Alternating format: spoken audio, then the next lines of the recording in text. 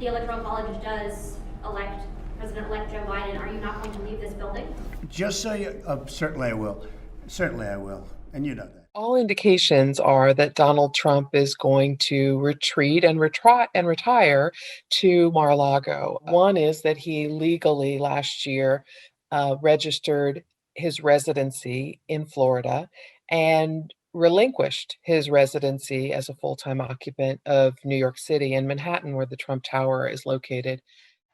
So I'm thrilled to be here in our home state, Florida. There's another big signal, which is that the Secret Service is currently planning for his arrival there as an ex-president. You know, he is legally uh, due and deserves protection as an ex-president, and they are preparing for that now at Mar-a-Lago.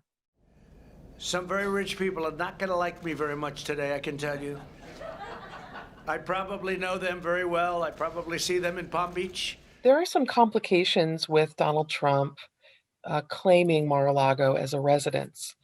First, he and his lawyers promised in the early 90s to the town of Palm Beach, which is pretty strict, that he wouldn't claim it as a residence because he would instead define it for tax purposes and for zoning purposes as a club.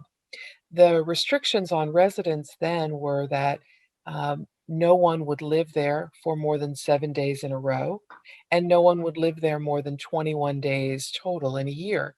And that is what a group of neighbors are complaining about now, saying that Donald Trump doesn't have a legal right to use it as a residence after he promised he wouldn't. But look, Mar-a-Lago can handle itself. That's a very powerful place.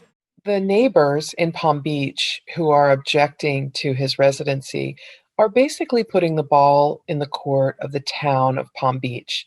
It's unclear whether or not Palm Beach will take that same interpretation that the neighbors do. They may find that there's some reason why Donald Trump can live there, maybe as the owner. Maybe there will be another legal compromise they reach. One thing that's really interesting is that the president has already sort of flouted the rules because, or at least broken his promise, because he has visited Palm Beach, this property, 30 times in the last year, and that's a lot more days than the agreement allows.